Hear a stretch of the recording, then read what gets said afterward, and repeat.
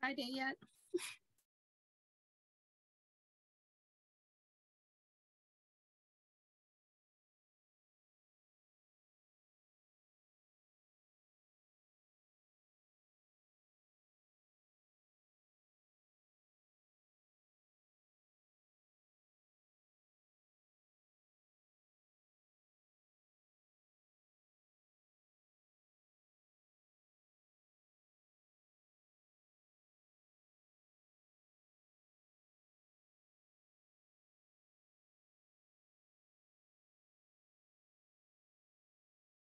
So are we admitting these people?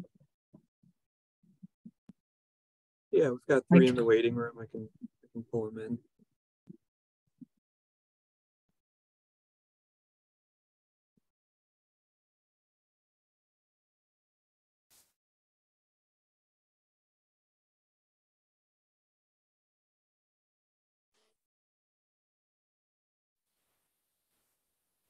Hey, Taz and Judy and Anya. Oh, wow. And all of you. Thank you. Yeah. Hey, folks. How are you doing? Good, good. Good, good. Turn it off. No, turn it up. So we can hear everybody. Yeah, there we go. I don't know how many neighbors we're going to have today, but some of them have submitted questions. Yeah, I appreciate you guys making yourselves available.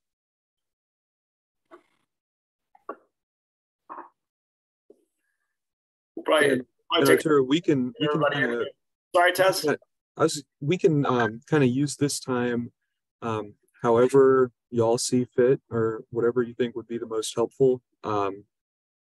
If you would like a quick presentation just to give kind of a summary of the main points of the text amendment, we're happy to go through that. But I assume many of y'all have already sat through various versions of the staff presentation. So if you want to get kind of straight to questions and concerns, we're happy to do that as well. Yeah, my guess is that most of the people that will join the meeting have seen the presentation in one form or another. Of course, if somebody wants to go through it, absolutely. Okay. How much time do you have? I wasn't sure if you had 30 minutes or an hour. Yeah, I know you guys are working late, but yeah, we've got an hour. Okay. That's what I told people, but I wasn't entirely sure if that was true. Yeah. Okay. So yeah, I think if we want to focus the meeting on questions and concerns, and we've got the presentation just kind of ready to go if there's any particular points that folks want a little bit more detail on, or anything of that sort. I mean, one thing I think maybe everybody knows, but it might be helpful because frankly, it took me a little while to sort of figure it out, but if you could clarify kind of your role versus the town council, and kind of just make it clear that you're the Chapel Hill Planning Department, and maybe how you came to be related to this initiative, right? If you just like the very, very brief explanation might be good, so everybody's clear on roles and responsibilities. Mm-hmm. Well, so this work started. The work on this particular text amendment, I think, started specifically over the summer, in kind of its earliest form. But the broader effort to start kind of addressing how Chapel Hill meets its housing needs starts much earlier. The most recent kind of impetus or mandate from council was a petition that was signed by 4 members of council last year in late 2021, that really kind of gave staff the direction to start looking into how do we help address the town's housing needs by making housing construction of different types of housing units, just basically easier in town. And so that petition is kind of the most direct link that you could point to in terms of council If it was giving. from town council? Yeah, I mean, it was a petition that was signed by several members of council. Who were they? I would have to pull up. I can pull up the petition in a minute. I don't have the names off the top of my head. It's okay. If it's on the thing, then don't bother. Yeah. Yeah. Okay. But yeah, it was 4 members of council that signed that original housing petition, and that kind of kicked off an effort by staff to be responsive to that. And that petition was specifically the question was, how do we incorporate missing middle housing in Chapel Hill, right? That it was very specific in terms of a strategy to address housing needs, correct? Yeah, yes. So just to help you all out, I put a link to the project webpage and a link to the public input page in our chat, so you'll have those. Okay. And I think the public input page has links to a lot of the previous work that Taz was referencing, as far as like the Chapel Hill 2020 comp plan and the housing study. I think the petition's in there. And so I think the petition a big piece of the petition was calling for staff to look at ways to incorporate missing middle housing. That sounds really nice and jazzy. It is a misnomer, I do think, though. Yeah, anyway. But yeah, I'm not sure who's got their music going off. But anyway, the petition was calling for just ways to make housing more attainable and more diversity of housing. The missing middle piece was part of it, but I think it also was calling for options for affordable housing. And it looks like Taz just added to the petition in the chat for everybody. She said affordable. Yeah, you can slip back. And on that, in this document, one question I have is listening to your presentations. There was some kind of study or research that identified what our housing needs would be for 2020 to 2040. Correct. Is there a document that we can review or read that summarizes that? Yes, there's a link to it on the public input page, and I'm going to add it to the chat as well. Okay, that'd be great. Thank you. Okay, so I guess questions are open now. Nancy's not done. Yeah, maybe if you guys could help us out, maybe if you're not speaking, mute yourself, because I'm not sure where the music's coming from. Is Nancy done? I do not hear music. I do not hear music. I don't hear it either. Okay, it must be my new laptop. Let me figure out where it's coming from. Oh, okay, yeah, I don't hear it as well. Unless you hear children in the background. Those are mine off in the distance. But to John, to your point, yeah, we're happy to just kind of start answering questions as they come up. Nancy, were you done? I'm sorry if I cut you off. No, you didn't cut me off. I have some questions, but I think we should just go ahead and start. So go ahead, John. Okay. Well, you know, I had some very specific questions about the presentation, as far as you know, you use these words to do this and these words to do that, and I had some more related to the matrix and all this other stuff. But really, when I got down to it, it occurred to me that nowhere did we see an estimate of the impact of the higher housing density on our future property values. You know, this affects all the homeowners of single family homes in Chapel Hill, not just those of us who live in a neighborhood conservation district.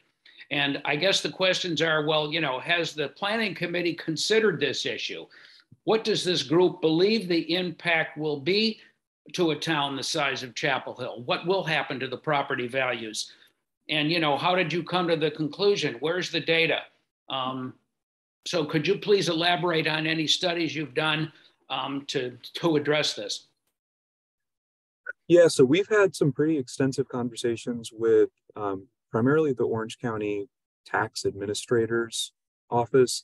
They're the ones that are responsible for determining taxable value throughout the county.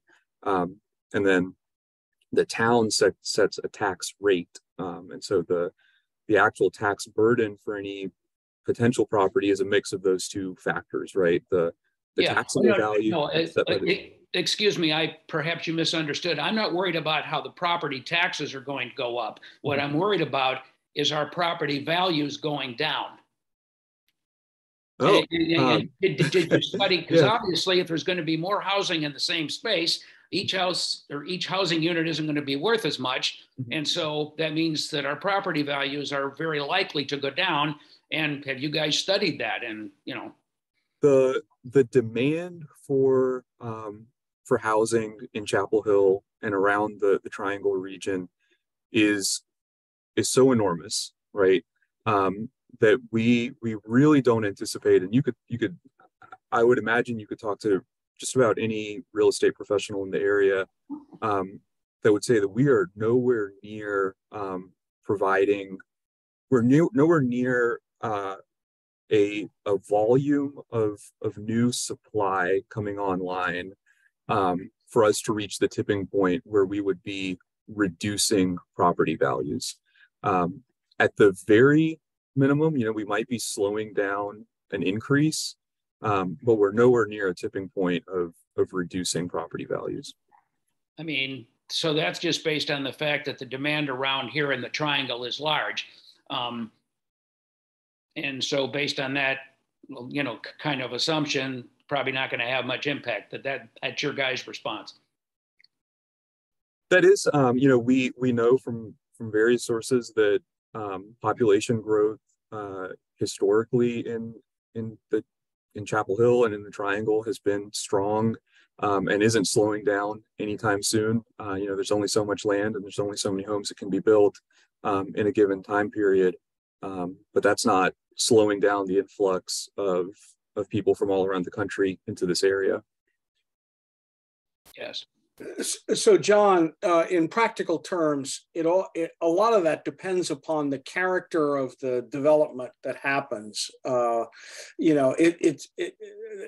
a kind of a demographic approach to this is speculative at best. It boils down to what will the changing character of neighborhoods be, what sort of housing might be built, sort of extensions and so on and so forth. So, I've been following some of the posts and articles that have been circulated around this issue, and it's unfathomable. I mean, we're all trying to predict the future here, and I really don't have a clue as to which possible scenario might emerge from this. It's very complicated.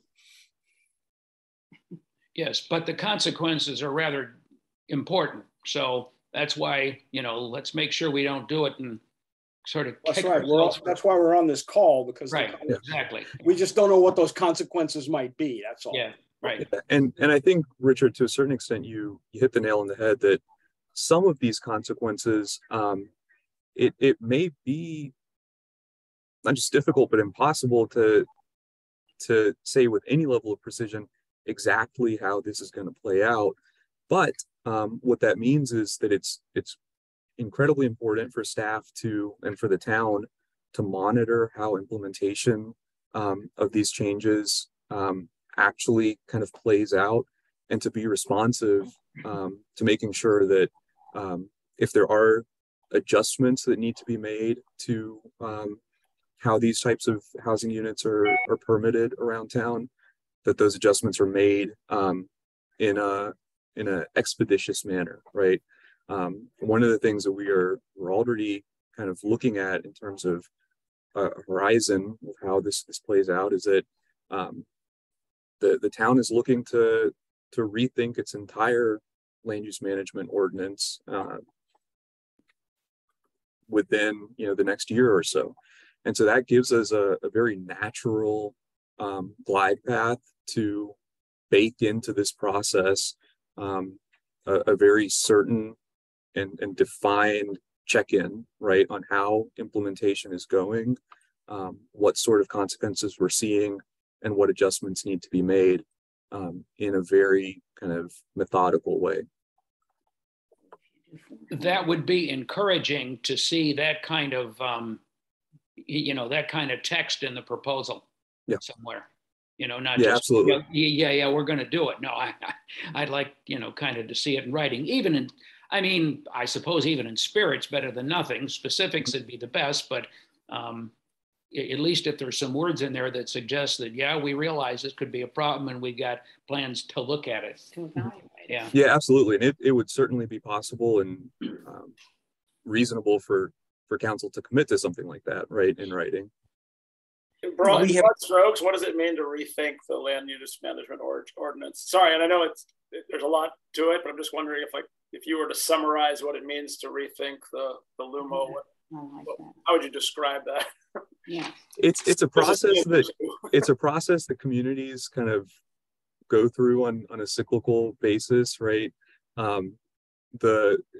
It can involve a lot of things, whether it can be just the basic nuts and bolts, like is the information in our LUMO organized in a way that's user friendly, that doesn't create artificial barriers to entry, right? Like do you need just decades of experience to be able to meaningfully navigate the ordinance, or is it designed in a way that makes it easy to understand how we as a town have chosen to organize ourselves?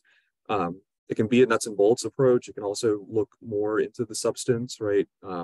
Making sure that our rules and regulations reflect kind of national best practices rather than potentially outdated ways of effectively managing our land use. And so I think it can take a pretty broad range of approaches. Okay, thank you. And that sort of checking in, I guess, I've wondered a bit because there is so much fear around this change that it seems that the notion of a safeguard, right? Like you open Pandora's box and then check in after a little bit of time and see if anything terrible happened. I guess, can you comment a little bit more how that would be done? For example, would it take input from the public as to, okay, you changed the zoning and these things were built, we don't like it, or is there some other, would it be, is there some, I guess it seems like it's hard to come up with an objective measure for how it's going, but I'm just curious what types of things might be looked at. Well, I think it would have to be a mix of objective, qualitative metrics and qualitative stuff, right, that we can only get through public engagement. On the quantitative side, metrics like, well, how many actual units in these new housing types are being built? The projections are really small, right? I think you guys looked at other towns, and it wasn't the projection that in the first 2 years, maybe 5 such projects would be initiated total, within 2 years, I think, of all. I mean, that's very much within the ballpark. I think the numbers for kind of our small cottages on compact lots might be a little bit higher than that, but generally in the ballpark, Arturo. And so, what actually gets built within the next couple of years would be a key factor. The distribution of those new construction, right? Like where in town is that happening? That's another quantifiable metric. And then, I think engaging really heavily with the neighbors of any of these new properties would definitely be a big part of any sort of attempt to fully understand how implementation is going. Okay, thank you. And I do think, and I'll just touch on one thing: the property value and the taxable value question, that would have to be on a little bit of a longer time frame, just because the county does reevaluations every 4 years. So that would the 4-year period, at least on the taxable value, or the taxable value would be a slightly longer time frame. but to John's question about property values, and we can pull sales data very easily. So I think looking at sales data in neighborhoods where these new types of housing are being built would be an easy and important thing to look at. A point that I would raise is that property values is just one of the objectives, one of the possible outcomes that we need to be concerned with. I mean, it's important individually for each of us, but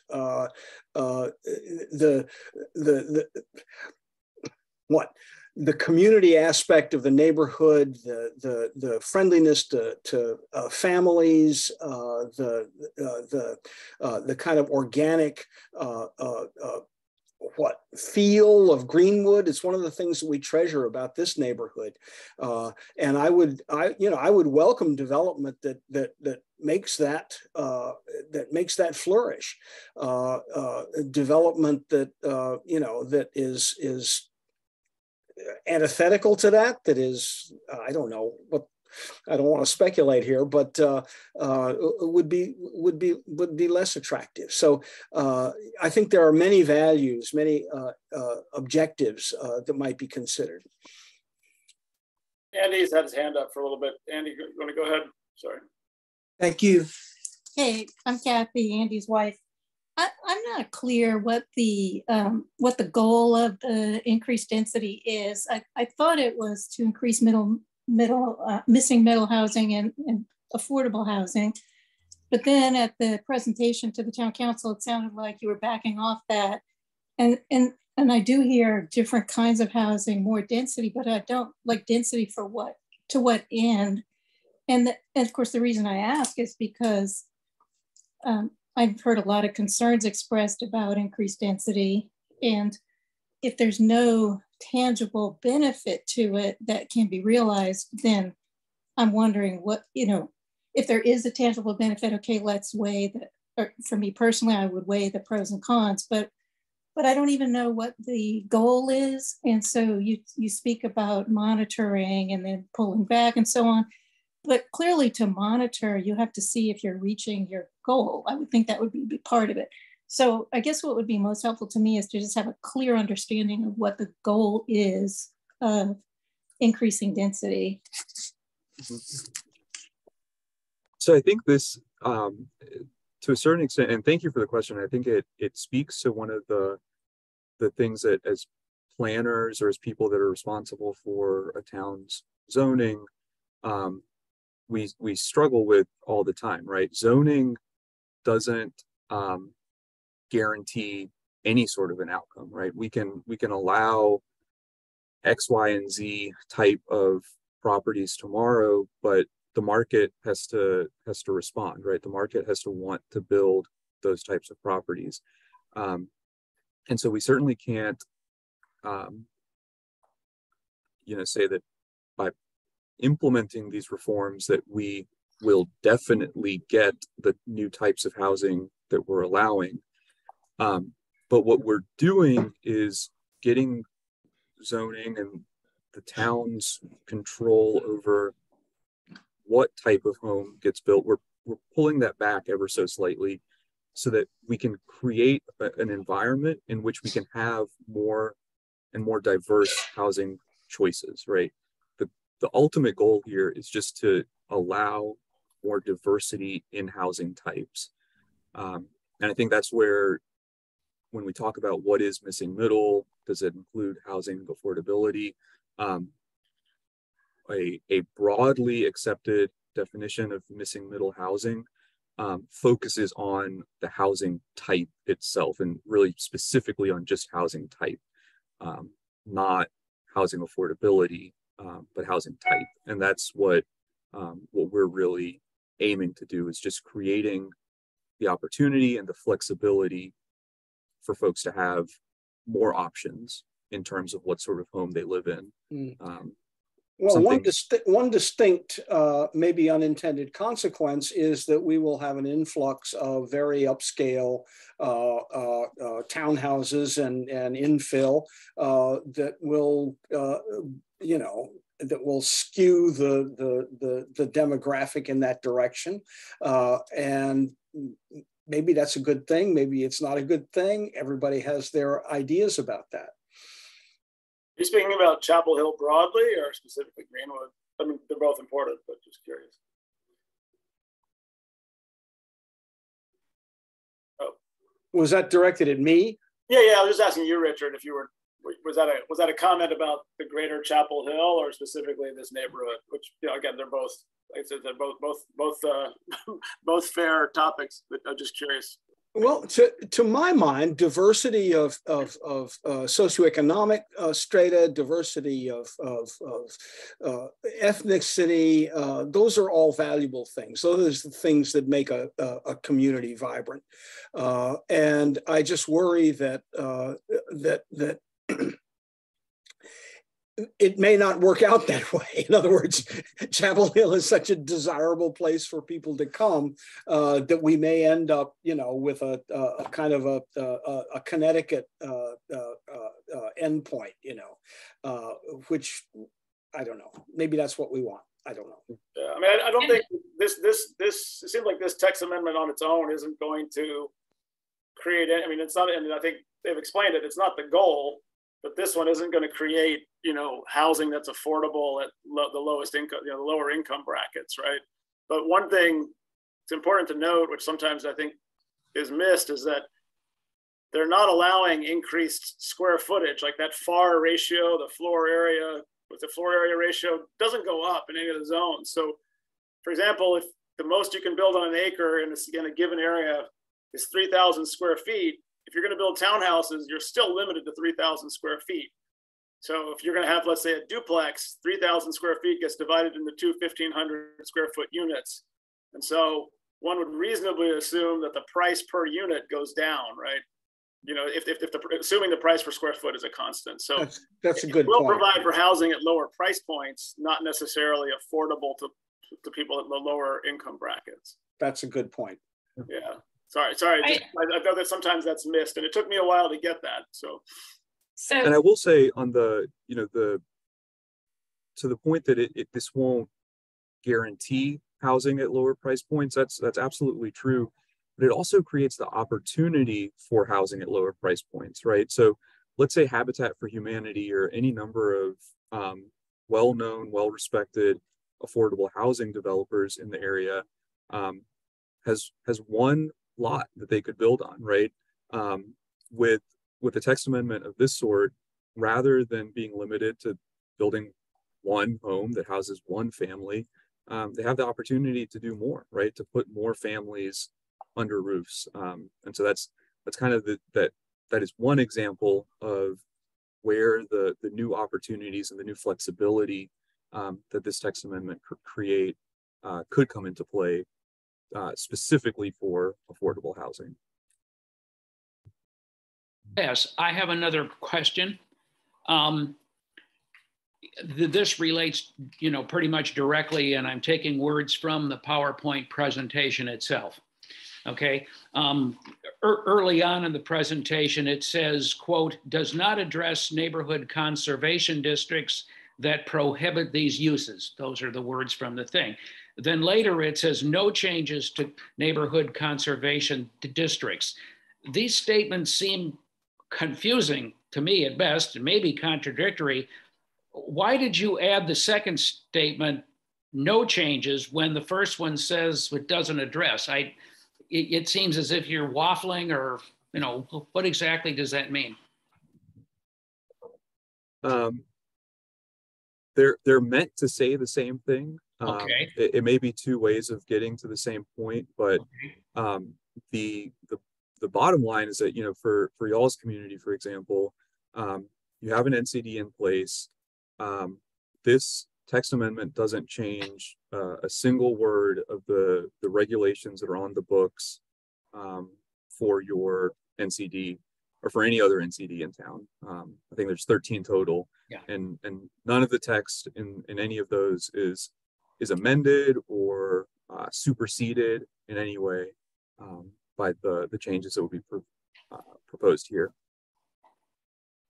Can I follow up on that? Because I have a couple of questions that have to do with the NCD and our, since Greenwood is one of them. Why, just generally, what was the rationale for excluding neighborhoods that have NCDs from this zoning requirement or this proposal? Yeah, so the creation of the NCDs involved a lot of engagement with the neighborhoods, right? That, even just the process to initiate the creation of an NCD requires a lot of detailed engagement with the neighborhood. The three of us on this call from staff and one other person kind of are the team working on this.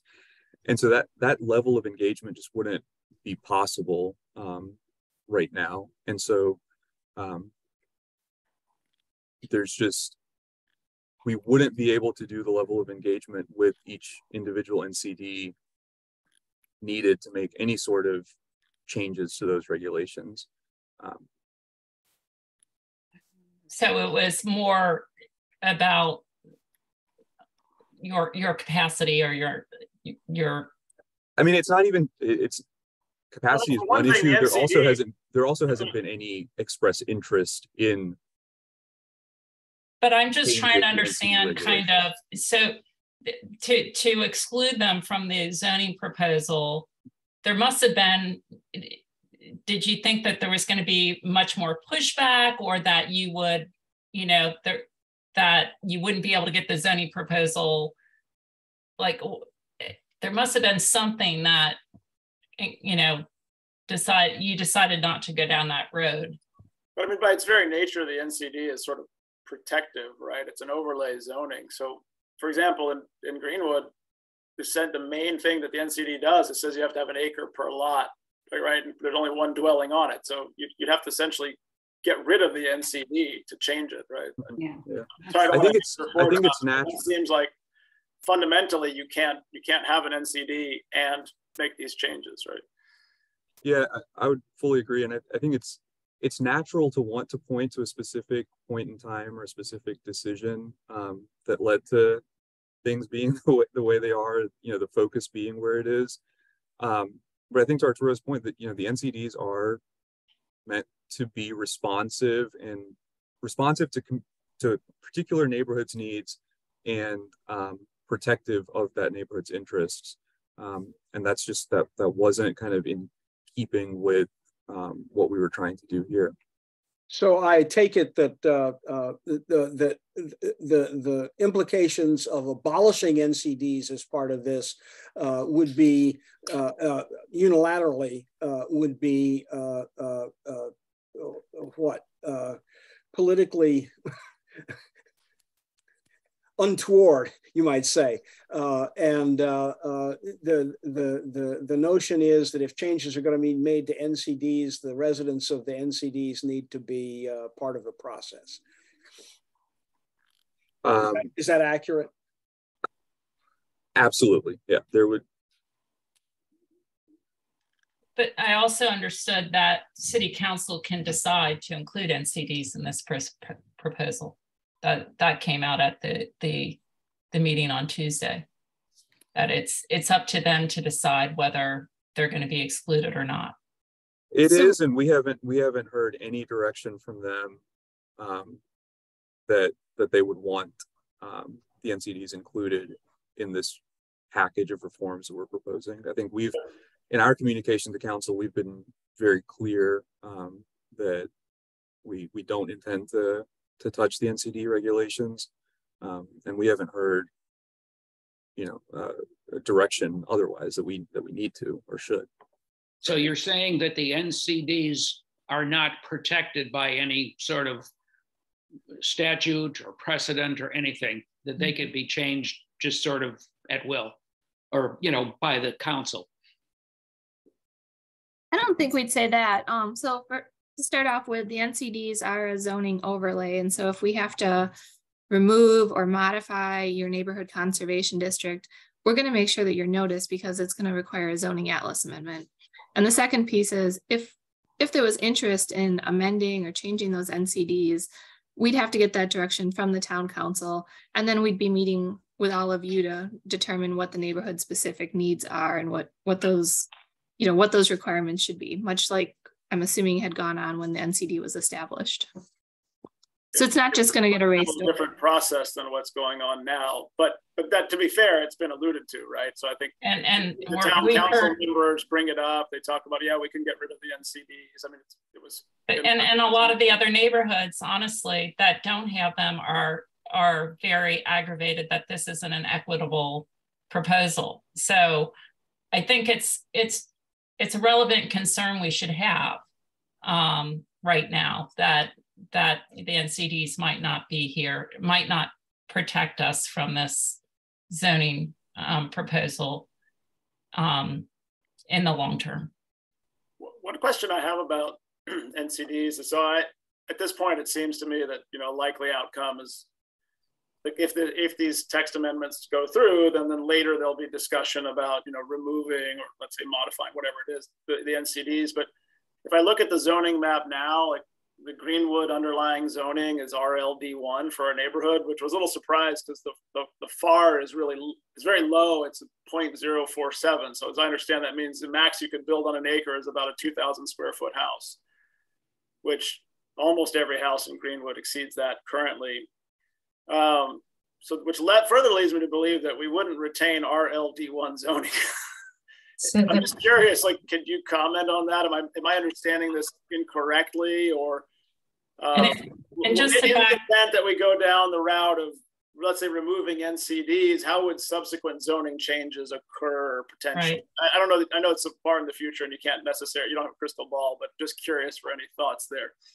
Just a quick correction or clarification. Floor area ratio does not apply to single family homes unless you have specific thing in your NCD overlay. So the FAR does not apply to anywhere in town except in a couple of specific occasions. Oh, it doesn't? So yeah. What is its purpose? Sorry. To basically commercial, multifamily type of things. Right. I know the FAR for Greenwood essentially is, it allows essentially a 6,500 square feet per acre to be built. But so that means if I'm on an R1 lot, I can build a house of any size I like, so long as I meet setback requirements. Yep. And then height requirements too, right? Yep. Is there any restriction on how far I can dig down? Like I can go 2 levels of basement if I wanted, or just our clay, right? That's the. Yeah. I mean, there's cost, right? You need to bring out dynamite, but no, that's around. Okay, thank you, because I thought that the floor area ratio limited the square footage. It does, but not single family. But that will apply though to the new housing formats, right? Duplex, triplex, townhome, cottage, everything. And otherwise, it only regulates commercial. Typically, unless your NCD says otherwise, and for Greenwood, it does specify that your maximum floor area ratio for a single family or a single family with an accessory apartment is 0.15. So you are one of the rare NCDs that actually uses FAR, floor area ratio. Yeah, and I'm familiar with it here. I just thought every single zone, the floor area ratio was important. It's interesting to find out that it only applies in commercial. Okay, because I was a little puzzled because it's just so low in RLD1. I didn't understand how we would then retain, RLD1 zoning. Okay, so it sounds like then potentially that zoning could remain if the NCD was removed. I mean, again, it could also change, but it just seems like it's more reasonable that it would persist. But that RLD1 zoning, that is another question I have. If the NCD was removed, would we remain at RLD1? Because that is what, at least what as best I can tell, also says that every unit has to be on an acre if you're zoned as RLD1. But if we go back to R1, which I think we were at before we became a neighborhood conservation district, we would lose that. Is that right? They're completely separate actions. One is not hinged upon the other. So most likely we would remain at RLD1. They would take, both both removal of the NCD or modification to that and change the zoning are two separate actions, two separate processes. Okay. I mean, they could both happen, right? They could all, anything could change, but the point is they're separate activities. And I mean, suppose they could be, those two actions could occur at the same time. Yeah, they could be concurrent. I think then that's pretty much what your NCD was. I don't know if it was the same night, but there was some concurrency. And all of these occur through a very public intensive process. So this isn't like something that, council just schedules and takes care of in one meeting. I mean, there's more than likely planning commission, advisory boards, all of you. I mean, there's lots that goes into this. This isn't, it'd be something that you'd be notified of and you would know that's going on. Right. I have a question. I have another question, but if somebody else wants one, go ahead. I think I've seen the Greers raise their hand a few times. Oh yeah, let's go. Let's talk to them. Sorry. How do you raise your hand? I have a couple of questions. One of them involves all the new apartments that have been built in the eastern part of Chapel Hill. Were those built with affordable housing and low-income housing guaranteed within those units, so that part of this issue it has already been dealt with? Why not? That's part one. So if the apartments were built in the Blue Hill district, there is no affordable housing requirement. That's where the Greenfield Place and Greenfield Commons, I think, are. There's about 150 units of affordable units that were built adjacent to the town cemetery on by the Europa Sheridan. So that was the affordable housing, or a portion of it that was built as part of the Blue Hill. And that's where you've seen a lot of the larger apartment buildings that have been built. They do not have affordable housing components. They don't? No, outside of the Blue Hill district, we have a policy, an expectation that there is an affordable housing component. It's a 15%. We're looking at trying to hit the lower ends of the spectrum of affordability, those below 60%. And that's for a rent product. There's an expectation, especially if they are being rezoned, which most properties are. So. Thank you. Part two of my question is infilling Chapel Hill, from my point of view, is not only an ingredient of low-income housing and more population in Chapel Hill, but it has such far-reaching effects for traffic, for schools, for green space, for public transportation, for creating a situation where a higher density population has the infrastructure to support it. And I'm wondering what's going on with that fringe effect in dealing with this one issue. Is it overall, or is it just let's add more people? Yeah, it's definitely something that we're considering, right? So I think there's a couple of aspects here, right? So when we talk about things like the town's water and sewer infrastructure, about our roadway capacity, about our schools and our public transportation, a lot of that planning for whether or not we have sufficient capacity is happening at a pretty long time horizon and is taking into account pretty significant regional growth, right? And compared to the regional growth, the local growth that the town is expecting, those are factors that are being taken into account regardless of what this new missing middle might contribute to growth, right? And so that is being taken into account. And we've met with OWASA, for example, and they're not concerned about capacity issues. We know that the school district is actually contracting, right? There are fewer children in schools in Chapel Hill. And it's projected to continue to contract, right? Because in part because families can't afford to live in Chapel Hill. We've heard from community members who live in relatively low density neighborhoods in town who have actually had reduced service from Chapel Hill Transit because transit can't justify sending a bus into their neighborhood because there's not enough density. And so there are benefits to, when we talk about public transportation in particular, there are benefits to improving density in parts of town that could actually create the justification needed to serve those parts of town in a way that they're not currently being served. Meanwhile, the traffic on Fordham Boulevard continues to increase and increase and increase and increase. You know, Pineville, south of Charlotte, try to drive through there on a Thursday afternoon. You know, it's kind of a nightmare. So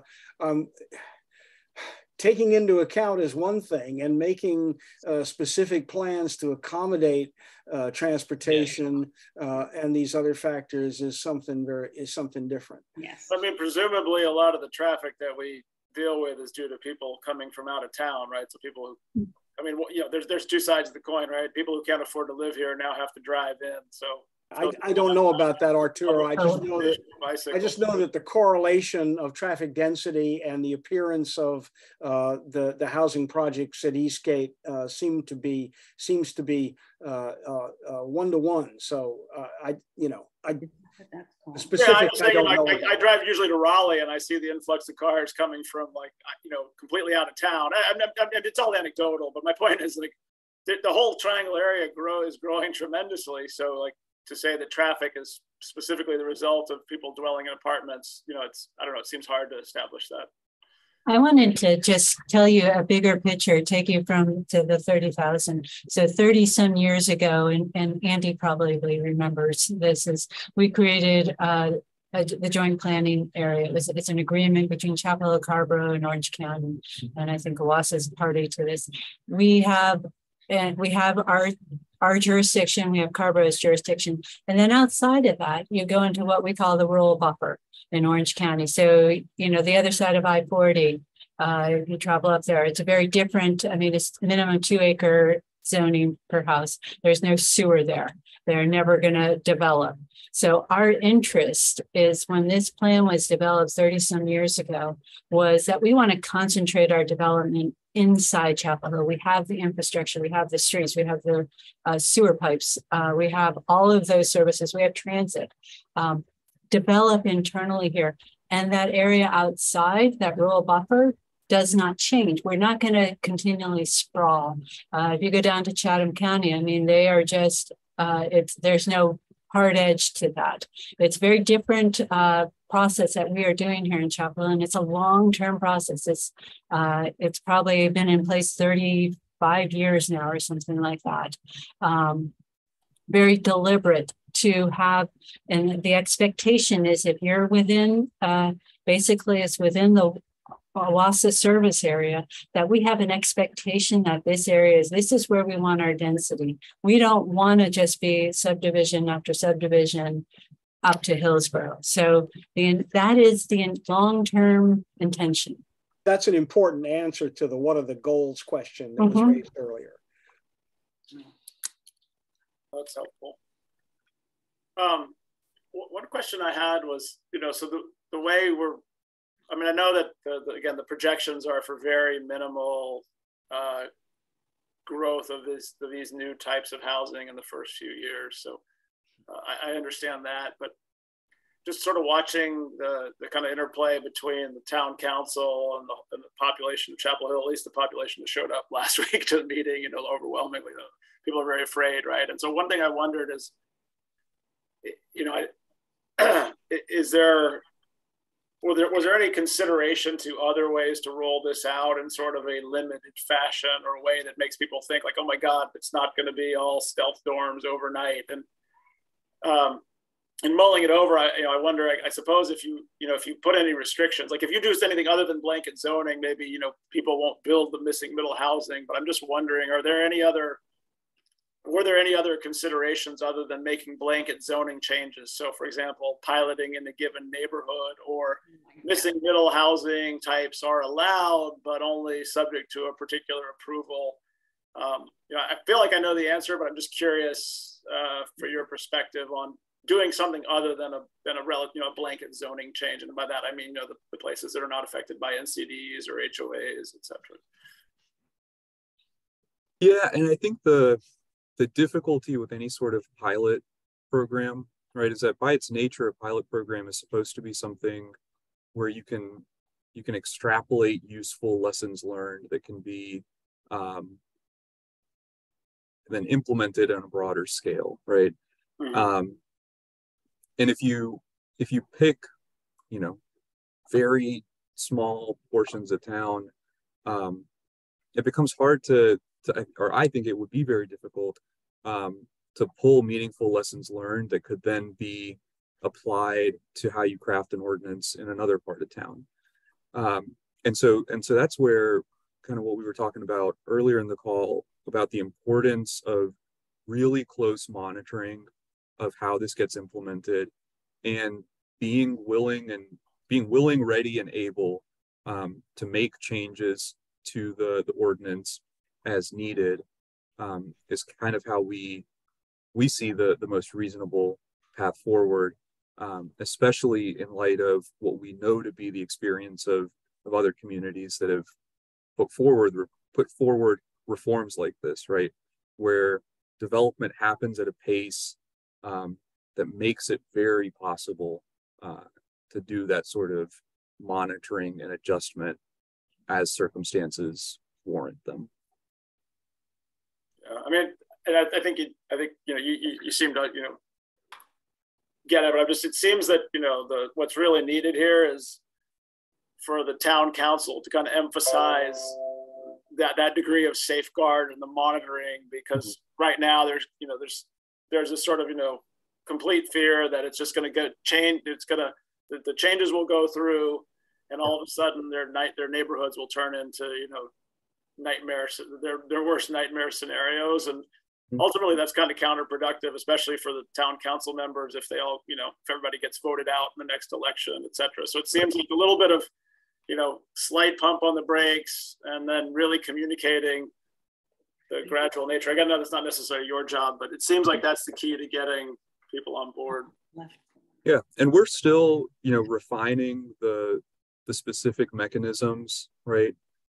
There's absolutely an opportunity to build in certain reasonable safeguards, and so public engagement is what we're focusing on right now, but we're also really thinking about this engagement isn't going to just kind of go into a black box, right? We want to make sure that we're not just hearing people's concerns, but also coming up with ways to address them. And so I think designing certain safeguards is definitely going to be something that we look into.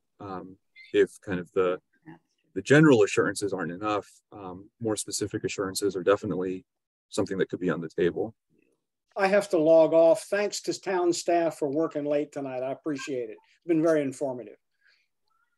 Thank you, Richard. I'd like to ask a question, please. It's probably the wrong forum, but this is the forum we have today, so I'm going to ask it. This proposal to me has great potential to create a lot of strife among the township people. Neighborhoods seeming to be favored over others, stuff like that. Has there been any consideration given to making this subject to a referendum? Not yet. And we have a process in place based on the current ordinance to make these sorts of amendments. And so that's the process that we're going with for now. Mm-hmm. Has it ever been discussed yet as a possibility? Not at our level. Again, staff, we work through the processes that we have. I think that would I wasn't asking it hostilely. I was. No, and I was wanting to know if it's been done. Yeah, because I'm going to suggest strongly that it be done, but I'm sure you're not the party to address that thing too. Yeah, right. Yeah. I mean, appreciate that. Yeah. I want to ask a question that might be just a little bit off the tangent, but does the town have tools to incentivize building affordable and missing middle housing? I mean, I've heard things about like when a big development is going in, you can require 10%, blah, blah, blah, these apartments and stuff. But what about in the new higher density areas? Is there a way to incentivize? Other than the market, which my thought is, as long as there's lots of people with lots of money who want to buy in Chapel Hill, they're going to be luxury units that are built. But if there's a way to incentivize something, I'm just curious. And if this is too off topic, that's fine. No, it's not. And there are some incentives that are built into our ordinance. We have something called a density bonus, for example, that based on the number of affordable units you provide, you might be able to build more than you otherwise would on a given piece of property. I think because most of our big developments are going through this process called conditional zoning, those incentives don't kick in because there is this negotiated process of, well, if you provide certain affordable units, you can build what you're proposing. And so, yeah, the town is limited, especially from a zoning perspective, on what sorts of incentives we can bake into the process. But it's always something that we're considering and trying to find ways to create more incentives. And our text amendment from last fall. Tiz, you want? Yeah. So one of the ways we've done it, and I was hesitant to bring that up because we don't know yet whether it's an incentive. We hope it will be an incentive. Is a text amendment that the town council passed in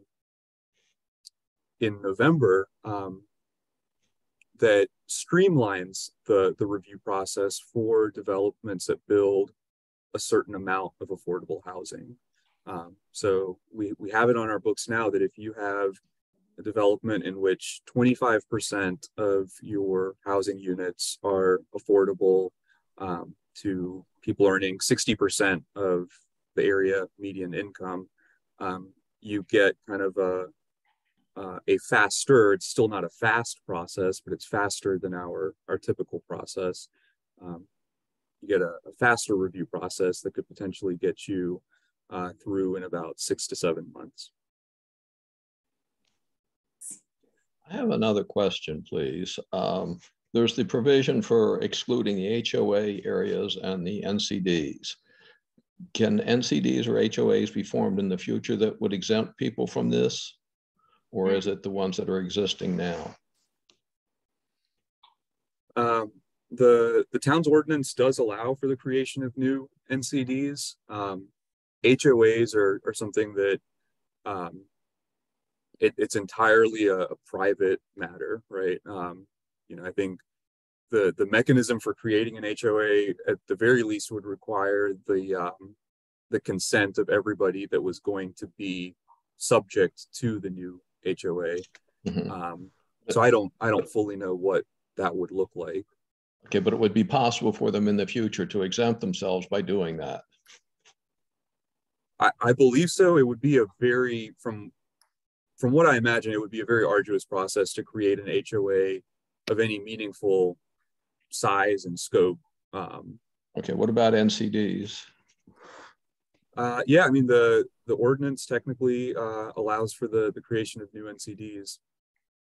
Those new NCDs have to be approved, right? So you can't autonomously create an NCD, right? You have to That's right. Work for the town, and then the town would have to approve it. So they could always, while the provision exists for doing it, the town could just say, "Hey, we're not approving," right? Again, that's right, and that would be kind of a value judgment from whatever the makeup of council is in the future. But it would have to be something that they would approve ultimately. Yeah, I just saw in studying NCDs that in Chapel Hill, a place has to, or the neighborhood kind of has to have been there for 25 years as a minimum in order to form an NCD. And there's a few other specific requirements that Chapel Hill has. So it's not easy to do. They say the neighborhood has to exist for 25 years. Yeah, right. Yeah. How does it, exist as a neighborhood, not as a collection of houses? Well, because a lot of houses have been here for more than 25 years. That's true. I think that the way I read it is almost what I said, which wasn't terribly clear, but I think the idea is you just can't do it at a brand new place. So at a minimum, the houses have to be at least 25 years old. Right? Yeah. Or maybe that's what it means. Yeah. I mean, I don't know what I'm just saying you'd have to at least pass that far. Typically, it's when the subdivision was platted. I mean, hence the name Neighborhood Conservation District. Right. It's, that you're saying that it was the 25 years starts when an area is approved for subdivision. When the area is platted, when the lots are created. That's when your plat is recorded up at the Register of Deeds office, and that actually creates your lot so they can be sold. And that's what we consider. Like if we were looking at your lot in particular, that would be the creation date of your lot. There's a couple other questions maybe we can get to quickly. What was the rationale to only allow duplexes versus triplexes and quadplexes in RLD1 zoning? I think part of the setup of the zoning districts is we want to create a gradation of what's allowed. And so we want it to be respectful of the context of what's currently kind of on the ground. I'd add a touch more is that your Greenwood is unique in having RLD1. It's typically on the outer areas of town where we don't have water and sewer. And there's an expectation that you need a certain amount of land area to have your well and septic. And so those outer bounds of the town where the sewer may not be in existence today, likelihood of a property supporting more than the duplexes. And you're assumably on those outer skirts of town, you're further from amenities like sidewalks and nodes to look at where you could travel without having to get in your car. So safe to say that Greenwood may be the only RLD1 with water and sewer. Right. So it's sort of, that consideration of duplex only is really for all other RLD1 neighborhoods. Right. Yeah. Okay, that makes sense. One question is, are there any restrictions on how many people can live in so these are questions people sent me. Are there any restrictions on how many people can live in a single housing unit? For example, if a house is being rented, is there any stipulation on the number of people that can occupy it? Yes, there can be no more than 4 unrelated folks in a single family house. Otherwise, if you have more than 4, it becomes a rooming house, which is a different use and a different type of building with another set of requirements. Under the proposal that we've drafted up and shared with council last week, we actually continued with that no more than 4 unrelated per unit. Okay. So in a duplex, that would be 4 for one side of the duplex and 4 for the other? Yes. Okay, so there would be no more than 8. Okay. Mm-hmm. Thank you. Okay, and then I guess maybe Nancy, do you want to ask your last question about those parcels of land at Raleigh and Greenwood?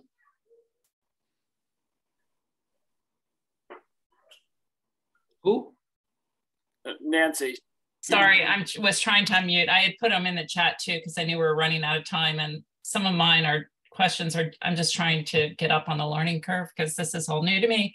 But I did go in and look at the maps and was very interesting. So I think there's always been a little bit of curiosity about that parcel of land at the end of Greenwood. I think it's it's all wooded and it's owned by the university land that borders on Raleigh Road. Mm-hmm. And so when I was looking at the map, it looks like it's not zoned as, it looks like it's in the neighborhood conservation district. It looks like it's zoned as R1 though, where all of our other properties are zoned as RLD1. And my larger question is, how would this proposal potentially affect that space? And then kind of follow on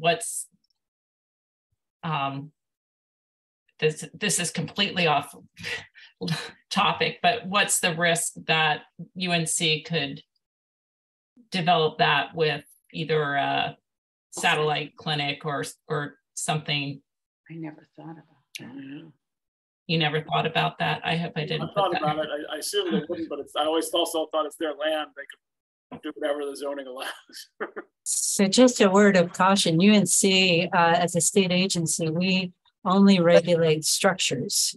They could, I mean, they can put in other things that are not structures and we have no jurisdiction.